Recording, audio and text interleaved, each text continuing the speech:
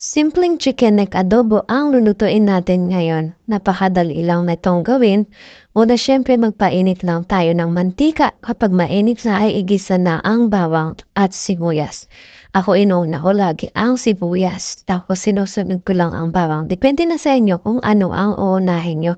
Pag lumabas na ang aroma nito ay ilagay na ang leeg ng manok.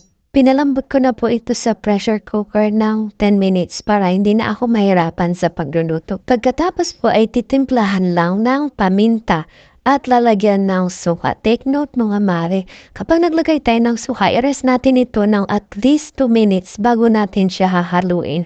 So kapag na-rest na, pwede nang haluin at maglagay ako dito ng 1/4 cup ng soy sauce. Madali na lang talaga itong maluto mga Mars kasi malambot na yung ating chicken neck.